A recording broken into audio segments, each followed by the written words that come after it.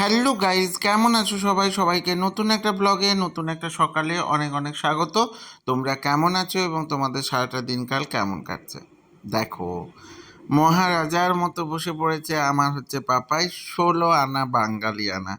একদম বাঙালিয়ানা সাজে, মানে ধুতি পাঞ্জাবি পরে বাবুর মতো হয়ে একদম বসে পড়েছে পৈতের পিঁড়িতে। এবং তার সামনে কত কত খাওয়ার এবং কত কত মানুষজন সবাই মিলে কিন্তু ওর এই ছোট্ট অনুষ্ঠানটাকে আরো সুন্দর এবং আনন্দমুখর করে তুলছে। তো বয়োজ্যেষ্ঠ বা বড় হিসেবে, গুরুজন হিসেবে ওর দাদু ঠাম্মা থাকলে দাদু ঠাম্মা বসতো। যেহেতু দাদু ঠাম্মা নেই, ও কিন্তু দাদু দিদা বসে পড়েছে আগেই।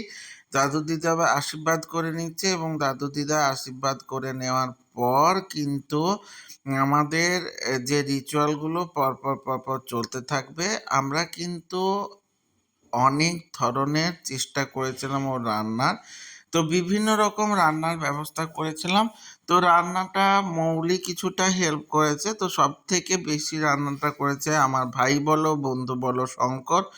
কারণ এত কিছু রান্না যদি আমরা করতে যেতাম তাহলে কিন্তু আমরা কোনো রকম কোনো রিচুয়ালগুলো ঠিকঠাক করে পালন করতে পারতাম না বলে শঙ্করকে বলে দিয়েছিলাম তুই আসিস এবং তুই কিন্তু রান্নাগুলো করে দিস। আর ও কিন্তু টাইম মতো চলে এসেছিল এবং সব কিছু রান্নার ব্যবস্থা করে নিয়েছিল। তো সবটা মিলে কিন্তু দারুণ একটা অ্যারেঞ্জমেন্ট করা হয়েছিল।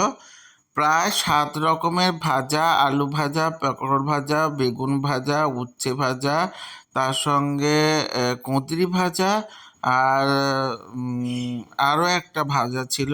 তো এই করে 7 রকম ভাজা, ভাজার পর ডাল, শাকের তরকারি বা নবরত্ন তরকারি, 11 রকম মাছ। তো 11 রকম মাছে বাটা মাছ থেকে শুরু করে চিংড়ি মাছ, চিংড়া মাছ, কই মাছ, কাতলা মাছ, পাবদা মাছ, পার্শে মাছ, তোপসে মাছ, ইলিশ মাছ, ভেটকি মাছ, তো পুঁটি মাছ। তো বড় ছোট কোনো রকম মাছই আমি বাদ দিইনি। তো সমস্ত ধরনের মাছ কিনে নিয়ে এসেছিলাম এবং সমস্ত কিছু মাছ কিন্তু শঙ্কর নিপুণভাবে তার নিজের হাতে কিন্তু রান্না করেছিল এবং সব মাছগুলোই আমি গোটা গোটা দেওয়ার চেষ্টা করেছিলাম, গোটা গোটা রান্না করানোর চেষ্টা করেছিলাম। তো গোটা গোটা করেই রান্না করেছে শঙ্কর।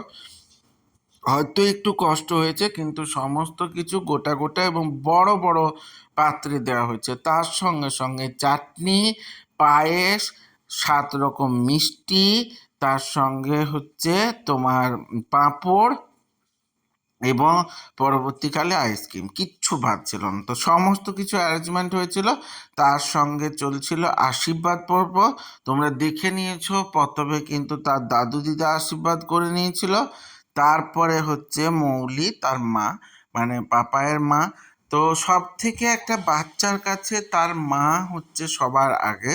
তো সেই হিসেবে মৌলি কিন্তু আশীর্বাদ করে নিয়েছিল এবং মৌলি কিন্তু পাপাইকে দিয়ে দিয়েছিল 500 টাকা এবং সোনার একটা ব্রেসলেট। ও কিন্তু অনেক দিন ধরে টাকা জমিয়ে ওটাকে দিয়েছিল এবং আমিও ওকে আশীর্বাদ করে নিয়েছিলাম আমার সামর্থ্য অনুযায়ী।